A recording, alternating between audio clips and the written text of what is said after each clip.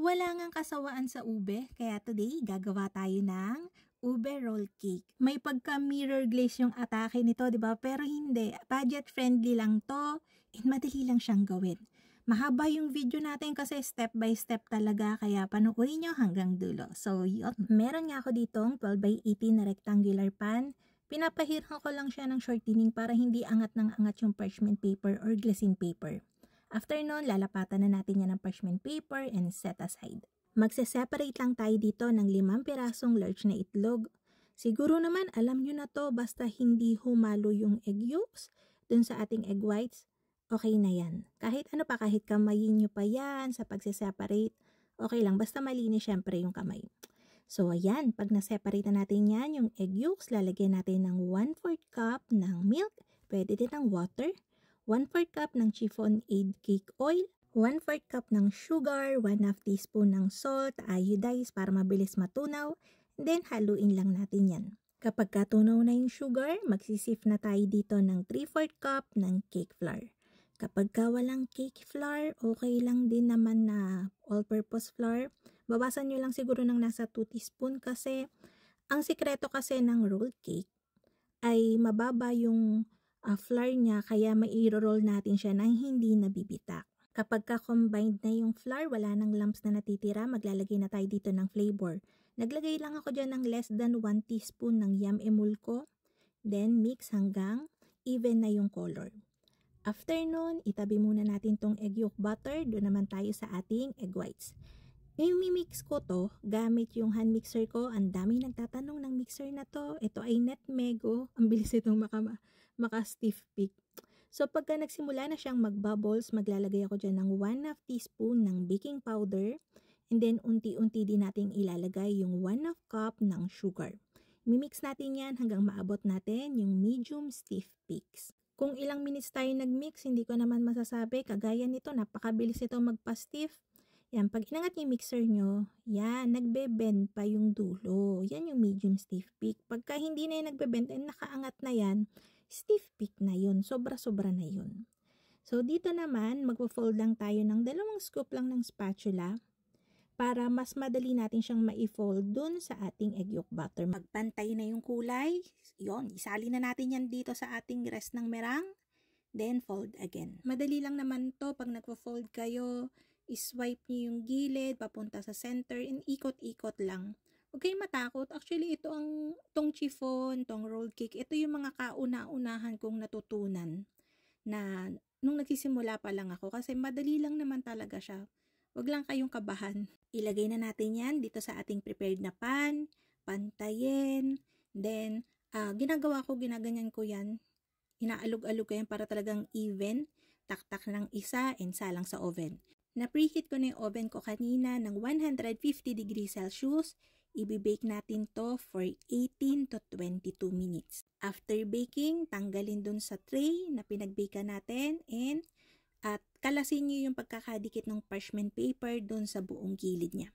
Papabayaan ko muna itong lumamig ng mga nasa 15 minutes bago ko siya i-roll ng ganyan. Kasi pagka ni-roll natin to ng mainit pa, malambot na malambot to, mayuyupi yung cake. Ninipis siya. So yan, i-roll nyo siya pagka medyo malamig-lamig na. Habang nagpapalamig tayo, gawa na tayo ng ating glaze. Meron ako ditong 1/2 cup ng water, 1/2 cup ng sugar, 1/4 cup ng glucose. So, pagka corn syrup, magdadagdag kayo doon ng cornstarch kasi mas malabnaw yun, 'di ba? So, yan, ang hirap tanggalin ng glucose, ang lagket. So, yan. After nun, maglalagay din tayo dito ng 3 tablespoon ng cornstarch. Pwede nyo rin tong ipangsulat sa mga cakes nyo. So, dagdag kayo ng cornstarch kasi malabnaw to eh. Pang-glaze lang talaga to ng manipis.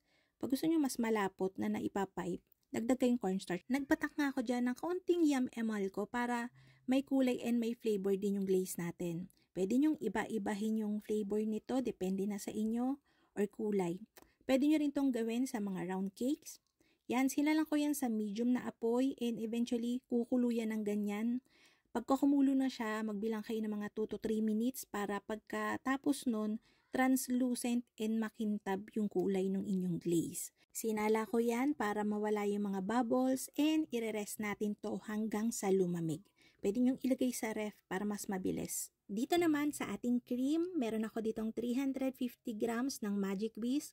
Gusto ko tong gamitin lalo-lalo na sa mga ganito na bubuhusan mo pa ng glaze kasi mabilis tong mag-set. Kahit hindi mo na i-refrigerate, maya-maya set na kagad yan. Minixo nga lang yung 350 grams ng Magic Whisk hanggang ma-break niya yung paste.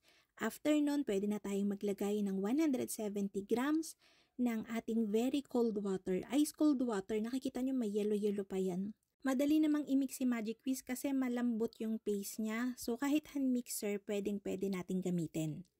So yan, kapag kaganyan na, babawas lang ako dito ng pang toppings natin, pang pipe natin mamaya para white. And then itong rest ng ating cream ay lalagyan natin ng Yum Emulco ulit para pang flavor. Kahit konti lang naman, nilagay ko lang dito mga 1/2 teaspoon. So ganyan na yung kulay niya. Sa mga nagtatanong, very stable si Magic Whisk basta ice cold water yung ilalagay nyo pang mix.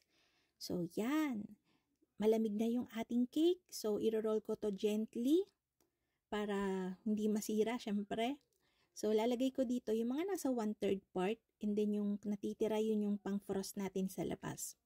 I-spread natin yung cream evenly kasi makikita yan sa pag-roll natin kapag hindi pantay-pantay yung pagkakaspread nyo. And since na-i-roll na natin to kanina, mas mabilis nyo na siyang ma-i-roll. Masarap si Magic Whisk, lalo-lalo na nilagyan natin ng flavor. So, wala siyang aftertaste and hindi siya greasy kainin. Wala siyang madulas sa dila. Pwede nyo tong i-rest sa fridge bago nyo siya i-unwrap. Pero ako diniretso ko na since mabilis kang mag-set si Magic Whisk. Nasa air-conditioned room naman ako. Kaya magsiset yan agad. Yung natitira nating whipping cream ay nilagay ko na sa piping bag para ganyan na lang mas mabilis. Meron ako ditong cake collar o acetate. Ito yung medyo matigas na cake collar. So, ang ginagawa ko, ginaganyan ko na lang siya paulit-ulit hanggang sa makuha ko yung kinis na gusto ko. Hirap na hirap ako dyan sa pwesto kong yan for the camera. Tapos yun, kapag napakinis ko na yung log, tsaka ko tatakpan yung magkabilang dulo. So, ganun lang kadali.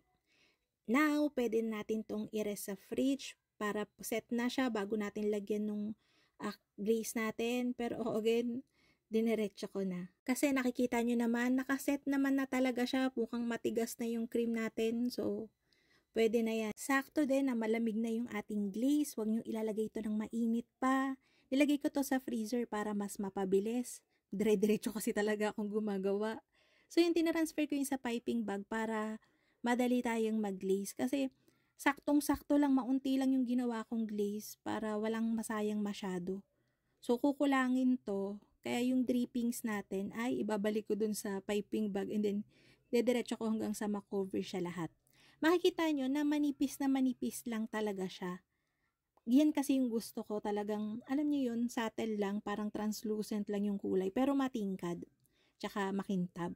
Kaya kahit ulit-ulitin nyo yung pagpapatong sa kanya, pagpapipe sa kanya, okay lang kasi papantay pa rin siya. Compare sa pag kinapala natin yung glaze, medyo mahihirapan na tayo. So, tinataktak ko yan para tumulo na lahat ng tutulo. Nirest ko muna yung sandali para talagang wala na tayong drippings dun sa ating paglalagyan. Kinayod ko yan ng konti bago ko i-transfer para malinis na talaga siya pagka na-transfer na natin siya dito sa paglalagyan natin. And yun, nilagyan ko na siya ng pipings. Medyo OA na kasi nilagyan ko pa to ng cherry. Pero kasi, alam nyo ba, pagka may cake kayo and may something na pangbasag ng color, lalong-lalo na yung pula, mas mabenta. Hindi ko alam kung bakit, pero mas nakakaakit talaga kapag may pula. Kaya nag-i-stock talaga ako dito nung candy cherry. Mura lang naman yun. Parang ang bili ko nun sa supermarket is 19 pesos per 100 grams. Marami na, ilang piraso na din yun. Kaya nag-i-stock talaga ako niyan. Pero again, kayo nang bahala sa gusto nyong design. Basta sundan nyo lahat ng ating instruction kanina. Kuhang-kuha niyan. So, eto na yung loob niyan. Ang ganda. Kaya ayun na nga mga kalutong tinapay. Sana'y nagustuhan niyo ating video for today. Magkita-kita tayong muli. Ito pong muli ang lutong tinapay. Bye-bye!